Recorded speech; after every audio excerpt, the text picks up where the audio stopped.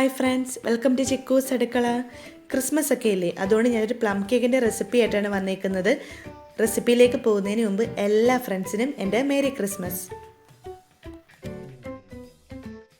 ഇതിലേക്ക് വേണ്ട ഇൻഗ്രീഡിയൻസ്, ഞാനിവിടെ 1 കപ്പ് മൈദയാണ് എടുത്തേക്കുന്നത്. 250 ml കപ്പിൻ്റെ അളവിൽ 1 കപ്പ് മൈദ. പിന്നെ 1/2 കപ്പ് സൺഫ്ലവർ ഓയിൽ എടുത്തിട്ടുണ്ട്. ഇപ്പോൾ ബട്ടറാണ് യൂസ് ചെയ്യുന്നെങ്കിൽ ഇതേ സെയിം അളവിൽ ബട്ടർ ഉരുക്കിയത് എടുത്താൽ മതി. 2 മുട്ട എടുത്തിട്ടുണ്ട്. 1 teaspoon vanilla essence. Dry fruits soak ചെയ്യാൻ വേണ്ടി 1 കപ്പ് ഗ്രേപ്പ് ജ്യൂസ് ആണ് എടുത്തേക്കുന്നത്. അപ്പം ഈ ഗ്രേപ്പ് ജ്യൂസിന് പകരം 1 കപ്പ് ഓറഞ്ച് ജ്യൂസ് ഉപയോഗിക്കാം. പിന്നെ 1 കപ്പ് ഡ്രൈ ഫ്രൂട്ട്സ് എടുത്തിട്ടുണ്ട്. കാഷ്നട്ട്സും കിസ്മിസും ട്യൂട്ടി ഫ്രൂട്ടിയുമാണ് എടുത്തേക്കുന്നത്. അത് നമ്മുടെ ഇഷ്ടത്തിനനുസരിച്ച് ചേർക്കാം. പിന്നെ 1 ടീസ്പൂൺ ബേക്കിംഗ് പൗഡർ, 1 നുള്ള ബേക്കിംഗ് സോഡ. പിന്നെ സ്പൈസസിൽ 1/4 ടീസ്പൂൺ ജാതിക്കാപ്പൊടി എടുത്തിട്ടുണ്ട്. പിന്നെ 2 ഏലക്ക, 2 ഗ്രാമ്പു, 1 ചെറിയ പീസ് പട്ട, അതൊരു ഇച്ചിരി പഞ്ചസാര ചേർത്ത് പൊടിച്ചെടുത്തിട്ടുണ്ട്. പിന്നെ ടേസ്റ്റ് ഒന്ന് ബാലൻസ് ചെയ്യാൻ വേണ്ടി 1 നുള്ള ഉപ്പ്. പിന്നെ കാരമൽ സിറപ്പിന് വേണ്ടി 1/4 കപ്പ് പഞ്ചസാര. പിന്നെ 1/2 കപ്പ് പഞ്ചസാര പൊടിച്ചത്. ഇത്രയും സാധനങ്ങളാണ് ഇതിന് വേണ്ടത്. അപ്പോൾ ഇനി നമുക്കിത് തയ്യാറാക്കാം. ആദ്യം നമുക്ക് ഈ ഡ്രൈ ഫ്രൂട്ട്സ് ഒന്ന് സോക്ക് ചെയ്ത് വെക്കണം. അപ്പോൾ ഈ സ്റ്റെപ്പ് വേണ്ടെങ്കിൽ അവോയ്ഡ് ചെയ്യാം. ഈ ഡ്രൈ ഫ്രൂട്ട്സ് ഒരു ബൗളിലേക്ക് ഇട്ട് കൊടുക്കാം. ഇനി ഇതിലേക്ക് ഗ്രേപ്പ് ജ്യൂസ് ഒഴിച്ചു കൊടുക്കാം.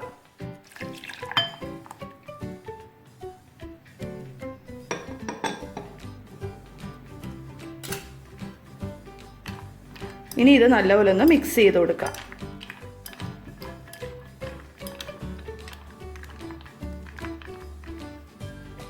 ഇതിപ്പോൾ നമുക്ക് രാവിലെ സോക്ക് ചെയ്ത് വെച്ചിട്ട് വൈകിട്ട് കേക്ക് ഉണ്ടാക്കിയാൽ മതി. പക്ഷെ ഞാനിപ്പം ഇത് കേക്കിൻ്റെ ബാറ്റർ റെഡി ആകുന്നിടം വരെ സോക്ക് ചെയ്ത് വെക്കുന്നുള്ളൂ. അപ്പം ഇനി ഇതിവിടെ ഇരിക്കട്ടെ. ഇനി നമുക്ക് ഷുഗർ കാരമലൈസ് ചെയ്തെടുക്കണം. അതിനായി ഞാനിവിടെ ഒരു പാൻ വെച്ചിട്ടുണ്ട്. ഇതിലേക്ക് നമുക്ക് പഞ്ചസാര ആഡ് ചെയ്ത് കൊടുക്കാം. 1/4 കപ്പ് പഞ്ചസാരയാണ് എടുത്തേക്കുന്നത്.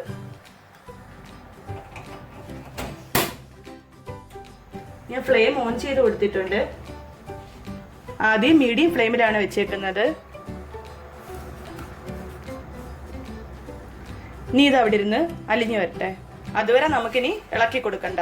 അത് ചെറിയ കളർ ചേഞ്ച് വരുമ്പോൾ നമുക്ക് ഫ്ലെയിം ലോ ആക്കിയിട്ട് മിക്സ് ചെയ്ത് കൊടുക്കാം. പഞ്ചസാരയൊക്കെ അലിഞ്ഞു തുടങ്ങിയിട്ടുണ്ട്.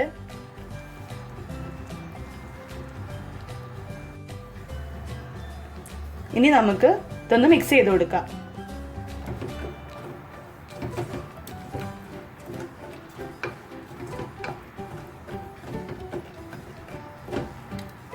ഇത് ഒരുപാട് അങ്ങ് ബ്രൗൺ കളർ ആകരുത്, എങ്കിൽ പിന്നെ ഇതിനൊരു കയ്പ്പരസമായിരിക്കും.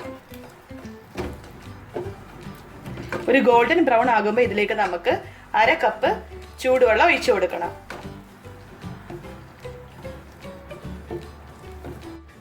ഞാൻ ഫ്ലെയിം നല്ല ലോ ആക്കി കൊടുത്തിട്ടുണ്ട്, അല്ലെങ്കിൽ ഇത് പെട്ടെന്ന് അങ്ങ് കരിഞ്ഞു പോകും.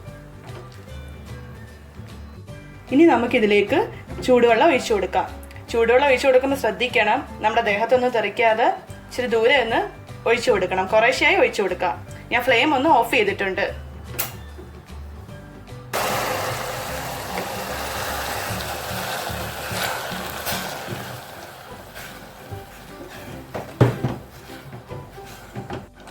ഞാൻ വീണ്ടും ഫ്ലെയിം ഓൺ ചെയ്ത് കൊടുത്തിട്ടുണ്ട്. ഇനി നമുക്ക് ഇത് 1-2 മിനിറ്റ് നല്ലപോലെ ഒന്ന് തിളപ്പിച്ചെടുക്കണം. ചെറിയ ഫ്ലെയിമിലാണ് വെച്ചേക്കുന്നത്.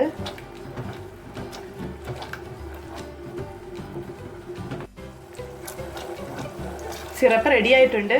ഇനി നമുക്ക് ഫ്ലെയിം ഓഫ് ചെയ്യാം. ഇനി ഇത് നല്ലപോലെ ഒന്ന് തണുക്കണം. നല്ലപോലെ തണുത്തതിന് ശേഷം മാത്രമേ നമ്മളിത് കേക്കിൻ്റെ ബാറ്ററിലേക്ക് ഒഴിക്കത്തുള്ളൂ.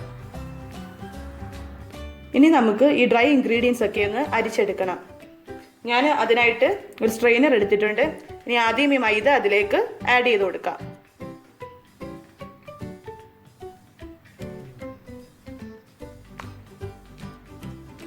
ഇനി ഇതിലേക്ക് 1 ടീസ്പൂൺ ബേക്കിംഗ് പൗഡർ ചേർത്ത് കൊടുക്കണം. 1 നുള്ള് ബേക്കിംഗ് സോഡ കൂടി ചേർത്ത് കൊടുത്തിട്ടുണ്ട്. ഇനി ഈ സ്പൈസസ് ചേർത്ത് കൊടുക്കാം.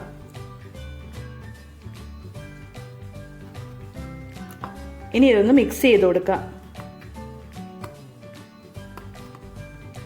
ഇനി ഇത് 3 വട്ടം അരിച്ചെടുക്കണം. ഒട്ടും തരിയില്ലാതെ 3 വട്ടമാണ് അരിച്ചെടുക്കേണ്ടത്.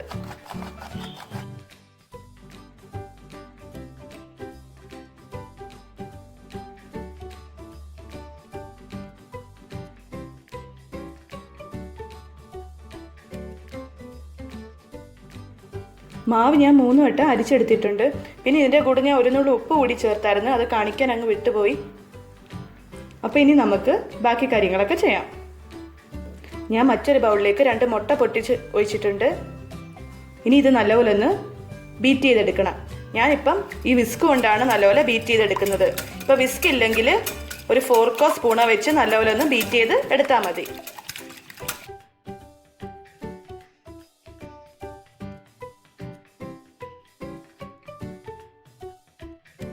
ഞാനത് വിസ്ക് വെച്ച് നല്ലപോലെ ബീറ്റ് ചെയ്തെടുത്തിട്ടുണ്ട്. പിന്നെ ഈ മുട്ട എടുക്കുമ്പോൾ എപ്പോഴും റൂം ടെമ്പറേച്ചറിലുള്ള മുട്ടയെ എടുക്കാവൂ. ഇനി ഇതിലേക്ക് ഈ പൊടിച്ചു വെച്ച പഞ്ചസാര കുറേശ്ശായി ചേർത്തിട്ട് മിക്സ് ചെയ്തെടുക്കണം. എല്ലാം കൂടി ഒരുമിച്ച് ചേർക്കരുത്, നമുക്ക് കുറേശ്ശായി ചേർത്ത് മിക്സ് ചെയ്ത് കൊടുക്കാം.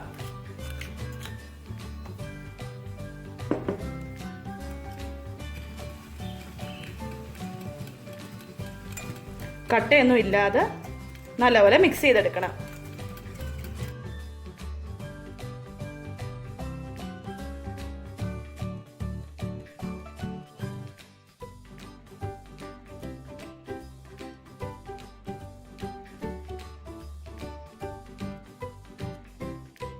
പഞ്ചസാരയൊക്കെ നല്ലപോലെ യോജിച്ച് വന്നിട്ടുണ്ട്.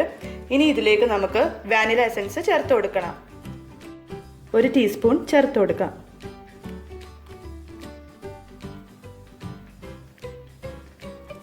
ഇനി നല്ലപോലെ ഒന്ന് മിക്സ് ചെയ്ത് കൊടുക്കാം.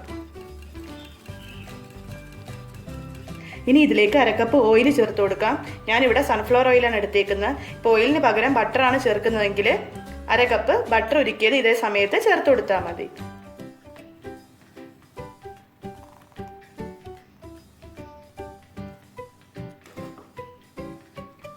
ഇനി വീണ്ടും യോജിപ്പിച്ചെടുക്കാം.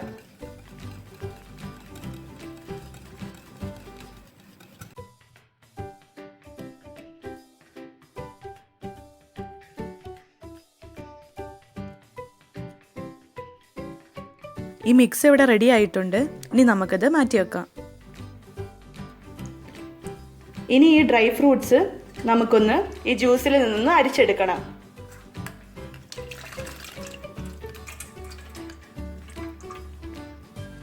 ഞാൻ ഈ ഡ്രൈ ഫ്രൂട്ട്സ് ബൗളിലേക്ക് മാറ്റിയിട്ടുണ്ട്. ഇനി ഇതിലേക്ക് 1 ടേബിൾ സ്പൂൺ മൈദ ഇട്ടൊന്ന് മിക്സ് ചെയ്ത് കൊടുക്കാം. ഇങ്ങനെ ചെയ്യുന്നത് നമ്മൾ കേക്കിൽ ഇത് ചേർക്കുമ്പോൾ ഇത് അടിയിലേക്ക് താഴ്ന്നു പോകാതിരിക്കാൻ വേണ്ടിയാണ്. നല്ലപോലെ ഒന്ന് മിക്സ് ചെയ്ത് കൊടുക്കാം. ഇത് മൈദയിൽ മിക്സ് ചെയ്തെടുത്ത് വെച്ചിട്ടുണ്ട്. ഇനി മിക്സ് ചെയ്ത് വെച്ചേക്കുന്ന ബാറ്ററിലേക്ക് നമ്മൾ അരിച്ചെടുത്ത് വെച്ചേക്കുന്ന മാവ് കുറേശ്ശായി ചേർത്ത് കൊടുക്കണം.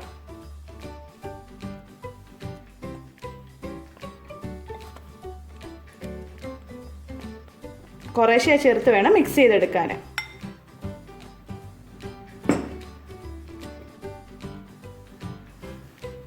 ഇത് ഓവറായിട്ട് മിക്സ് ചെയ്യരുത്. ഒരു സ്പാച്ചുല വെച്ചോ അല്ലെങ്കിൽ ഒരു തടി സ്പൂൺ വെച്ചോ ഇങ്ങനെ ഫോൾഡ് ചെയ്തേ കൊടുക്കാവുള്ളൂ. ഓവറായിട്ട് മിക്സ് ചെയ്താൽ നമ്മുടെ കേക്ക് ഹാർഡായി പോകും.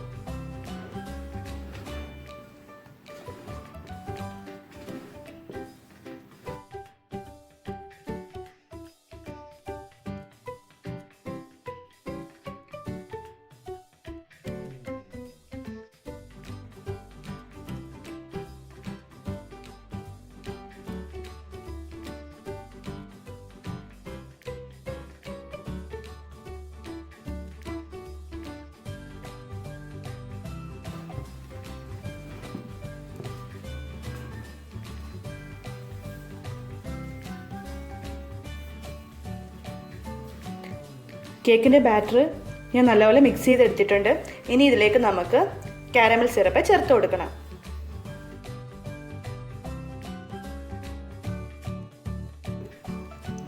ഇനി ഇത് നല്ലപോലെ ഒന്ന് മിക്സ് ചെയ്ത് കൊടുക്കണം.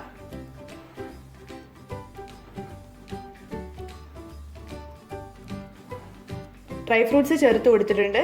ഇനി ഇത് നമുക്ക് ഒന്ന് യോജിപ്പിച്ചെടുക്കാം.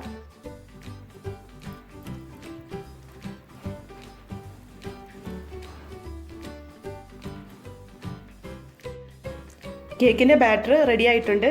ഇനി നമുക്ക് കേക്ക് ടിൻ സെറ്റ് ചെയ്തിട്ട് ഇത് അതിലേക്ക് ഒഴിച്ചു കൊടുക്കാം. ഞാൻ ഇതേപോലത്തെ ഒരു പാത്രത്തിലാണ് ഇത് ചെയ്തെടുക്കുന്നത്. ഇപ്പം നമ്മുടെ വീട്ടിലുള്ള ഏതൊരു ഇതേണക്ക് കുഴിയുള്ള ഏത് പാത്രത്തിൽ നമുക്കിത് ചെയ്തെടുക്കാം. അപ്പോൾ ഇനി നമുക്ക് ഇതിലേക്ക് കുറച്ച് എണ്ണ ഒഴിച്ചു കൊടുക്കണം. എന്നിട്ട് ഈ പാത്രം ഫുള്ളൊന്ന് ഗ്രീസ് ചെയ്തെടുക്കണം.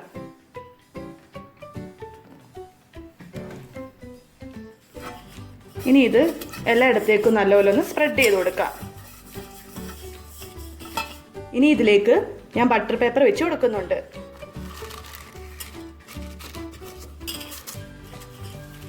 ഈ പാത്രം സെറ്റ് ചെയ്തെടുത്തിട്ടുണ്ട്. ഞാൻ സൈഡിലും ബട്ടർ പേപ്പർ വെച്ച് കൊടുത്തിട്ടുണ്ട്. അപ്പോൾ ഇനി ഇതിലേക്ക് നമുക്ക് ബാറ്റർ ഒഴിച്ചു കൊടുക്കാം.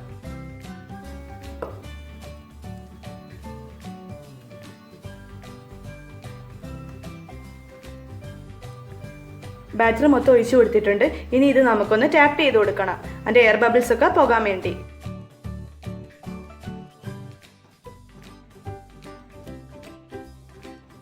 ഇനി നമുക്കിത് ബേക്ക് ചെയ്തെടുക്കാം. ഞാൻ കേക്ക് ബേക്ക് ചെയ്യാൻ ഇതേപോലത്തെ ഒരു പാത്രം വെച്ചിട്ടുണ്ട്. നമ്മൾ ഈ കേക്കൊക്കെ ബേക്ക് ചെയ്യുമ്പോൾ ഇതേപോലത്തെ ഒരു പഴയ പാത്രം എടുക്കുന്നതായിരിക്കും നല്ലത്. ഞാൻ അതിലേക്ക് ഉപ്പിട്ട് കൊടുത്തിട്ടുണ്ട്. ഇനി ഇതിൻ്റെ പുറത്തേക്ക് നമുക്ക് ഒരു സ്റ്റാൻഡ് വെച്ച് കൊടുക്കാം. ഇതിലേക്കാണ് നമ്മൾ പാത്രം വെക്കുന്നത്. ഇനി ഇത് അടച്ചു വെച്ച് 10 മിനിറ്റ് ഒന്ന് പ്രീഹീറ്റ് ചെയ്തെടുക്കണം. 10 മിനിറ്റായി. ഇനി ഇതിലേക്ക് നമുക്ക് ഈ കേക്ക് ടിൻ വെച്ച് കൊടുക്കാം. ഞാൻ കേക്ക് ടിൻ വെച്ച് കൊടുത്തിട്ടുണ്ട്. ഇനി നമുക്കിത് അടച്ചു വെക്കാം. ഇനി ഇത് 45 മുതൽ 50 മിനിറ്റ് വരെയാണ് ബേക്ക് ചെയ്തെടുക്കേണ്ടത്. നമുക്കൊരു 40 മിനിറ്റ് ആകുമ്പോൾ ഇത് ബേക്കായെന്നൊന്ന് തുറന്ന് നോക്കാം. അപ്പോൾ ഇത് ബേക്കായില്ലെങ്കിൽ പിന്നെ 5-10 മിനിറ്റും കൂടി വേവിച്ചാൽ മതി. അപ്പോൾ നമുക്ക് അതുവരെ വെയിറ്റ് ചെയ്യാം.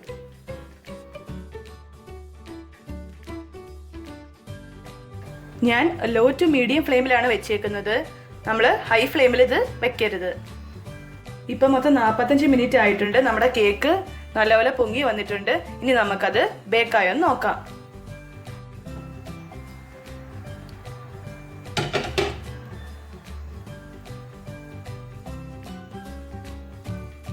നല്ല ക്ലീൻ ആയിട്ട് വന്നിട്ടുണ്ട്. നമ്മുടെ കേക്ക് റെഡി ആയിട്ടുണ്ട്. ഇനി നമുക്ക് ഫ്ലെയിം ഓഫ് ചെയ്യാം. കേക്ക് ഞാൻ തണുക്കാൻ വെച്ചിട്ടുണ്ടായിരുന്നു. ഇപ്പം നല്ലപോലെ തണുത്ത് വന്നിട്ടുണ്ട്. ഇനി നമുക്ക് ഇതിന് പുറത്തെടുക്കാം. കേക്ക് ഞാനൊരു പ്ലേറ്റിലേക്ക് മാറ്റിയിട്ടുണ്ട്. നല്ല പെർഫെക്റ്റ് ആയിട്ട് തന്നെ വന്നിട്ടുണ്ട്. നല്ല സോഫ്റ്റും ആണ്. ഞാനൊരു പീസ് മുറിച്ചെടുത്തിട്ടുണ്ട്. കണ്ടോ, അതിൻ്റെ അകത്തൊക്കെ നല്ല പെർഫെക്റ്റ് ആയിട്ട് നല്ലപോലെ കുക്കായി വന്നിട്ടുണ്ട്. നല്ല സോഫ്റ്റും ആണ്.